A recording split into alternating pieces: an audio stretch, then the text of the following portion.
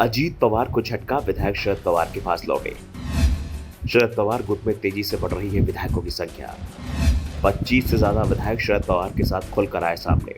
महाराष्ट्र की राजनीति में इन दिनों शोले फिल्म का डायलॉग लगातार बोला जा रहा है, कितने आदमी थे। दरअसल महाराष्ट्र विधानसभा का मानसून सत्र चल रहा है और सभी की नजरें विधानसभा में एनसीपी के विधायकों पर टिकी हुई है। सवाल उठ रहे हैं कि अजीत पवार और शरद पवार गुट के पास कितने कितने विधायक हैं। विधानसभा एनसीपी के विधायकों की संख्या 53 है और दोनों ही गुट अभी तक दावा कर रहे हैं कि उनके पास विधायकों का समर्थन है। लेकिन जिस तरह से 3 दिन में 3 बार अजीत पवार शरद पवार से मिलने के लिए पहुंचे, उसके बाद सवाल उठ रहे थे कि आखिर चाचा भतीजे के बीच चल क्या रहा है, क्योंकि जो बगावत हुई है वो शरद पवार के इशारे पर हुई या फिर अजीत पवार को अपनी गलती का एहसास हो रहा है। अब वो बार बार शरद पवार से मिलकर उनसे माफी मांग रहे हैं। फिलहाल जो भी हो, लेकिन एक बात साफ हो रही है कि शरद पवार अभी भी अपने भतीजे अजीत पवार पर भारी पड़ रहे हैं और इसका नजारा महाराष्ट्र विधानसभा के अंदर भी दिखाई दे रहा है। विधानसभा में चाचा भतीजा दोनों ही गुट की ओर से विधायकों के लिए व्हिप जारी किया गया है। अजीत पवार की ओर से जारी व्हिप में कहा गया है कि विधायक सत्ता पक्ष के लिए निर्धारित बेंच पर बैठेंगे, तो शरद पवार के चीफ व्हिप की ओर से कहा गया है कि विधायक विपक्ष की बेंच पर बैठेंगे। ऐसे में विधानसभा सत्र के दौरान ही यह साबित होना था कि किस गुट के पास कितने विधायक हैं।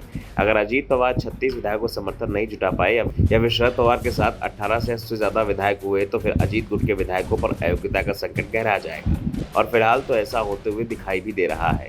मानसून सत्र के पहले दिन लगभग 2 दर्जन एनसीपी विधायकों ने भाग लिया, विपक्ष में 10 और सत्ता पक्ष में 15। पार्टी के एक नेता के अनुसार दूसरे दिन विपक्ष की ओर लगभग 25 एनसीपी विधायक थे और सत्ता पक्ष में करीब 20 विधायक थे।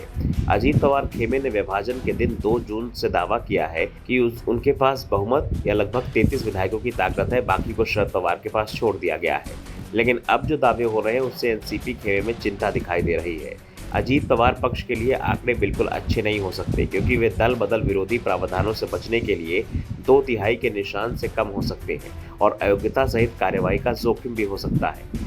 ऐसे में अजीत पवार गुट ने पिछले 2 दिनों में शरद पवार गुट के साथ समझौते की बेतरतीब कोशिश की। रविवार और सोमवार को मुख्यमंत्री अजीत पवार, कार्यकारी अध्यक्ष प्रफुल्ल पटेल और प्रदेश अध्यक्ष सुनील तटकरे सहित रासपा के अलग हुए नेताओं ने शरद पवार से मुलाकात की, उनसे पार्टी की एकता पर विचार करने के लिए कहा।